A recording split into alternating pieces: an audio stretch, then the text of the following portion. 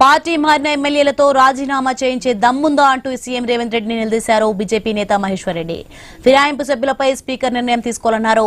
కాంగ్రెస్ నేతలు రైతుల్ని గాలి కొదిరి వసూళ్లపై దృష్టి సారించారని ఆరోపించారు. కుంభకోణంలో కాంగ్రెస్ నెంబర్ 1 గా నిలిచిందంటున్న మహేశ్వర్ రెడ్డితో మా ప్రతినిధి కిరణ్ ఫేస్ టు ఫేస్. రైతుల సమస్యలు పరిష్కరించాలని డిమాండ్ చేస్తూ బీజేపీ నిరసన దీక్ష చేపట్టింది. మనతో పాటు దీక్షలో పాల్గొన్నటువంటి BJP floor leader Nirmal MLA Maheshwar Reddy గారు ఉన్నారు. సార్, ఏం చెప్తారు ఈ దీక్ష ద్వారా మీరు? ఈ ఉద్యమాలకు గడ్డిన నల్గొండ జిల్లా నుంచి మొదలైనటువంటి రైతు దీక్ష కార్యక్రమాలు రాష్ట్ర వ్యాప్తంగా విస్తరిస్తాం. ఖచ్చితంగా రైతుల పక్షం నిలబడతాం. రైతులకు ఇచ్చినటువంటి హామీలు నెరవేర్చాలని ప్రభుత్వం మెడలు పెంచే వరకు పోరాటం చేస్తాం. అంటే మంత్రులు చెప్తా ఉన్నారు, అంటే రైతుకు మద్దతు ధరకు సంబంధించి కావచ్చు, బోనస్లో క్లారిటీగా ఉన్నాం అని చెప్తా ఉన్నారు. ఏం చెప్తున్నారు? అంటే కుంభకోణంలో క్లారిటీ ఉన్నది వాళ్ళకి. ఈ రైతుల కొనుగోలు లోపల ఎంత పెద్ద ఎత్తున మ్యానిపులేట్ చేసేసి వేల కోట్ల రూపాయలు కుంభకోణం చేస్తున్నారు. దాంట్లో మాత్రము ఈ మంత్రులకు క్లారిటీ ఉన్నట్టుంది, కానీ రైతులకు ఇచ్చినటువంటి హామీలు నెరవేర్చే విషయంలో లేదు. అంటే మంత్రులు చెప్తా ఉన్నారు, అంటే కేంద్రం నుంచి ఆర్థిక సహాయం అందించడంలో బీజేపీ నేతలు విఫలమయ్యారంటే ఏం చెప్తారు? కేంద్రం అత్యధికంగా 11,50,00,000 కోట్ల రూపాయలు ఇప్పటి వరకు ఈ రాష్ట్ర ప్రభుత్వానికి సాయం చేసిందని అనేక రుజువులతో సహా నేను అసెంబ్లీలో మాట్లాడినా, ఇప్పుడు కూడా చెప్తా ఉన్నాను. కేవలం వాళ్ళకు చేత కాకుండా మేనిఫెస్టోలో అనేకమైనటువంటి హామీలు ఇచ్చి నెరవేర్చకుండా కేవలం వారి దృష్టి అంతా దాచుకోవడంలో ఉన్న దృష్టి ప్రజా సంక్షేమ కార్యక్రమం లేదు.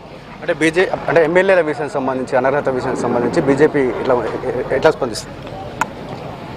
మేము చాలాసార్లు చెప్పినాం, ఎమ్మెల్యేల చోరీ నడుస్తూ ఉన్నది. ఎమ్మెల్యేలని చోరీ చేసి గంప కింద కమ్మేస్తూ ఉన్నారు. ఖచ్చితంగా నిన్న సుప్రీంకోర్టు చీఫ్ జస్టిస్ ఇచ్చినటువంటి ఘాటు కామెంట్స్ని మేము పూర్తిగా మద్దతు పలుకుతూ, ఖచ్చితంగా మీరు నిర్ణయాన్ని వెంటనే తీసుకోవాలా.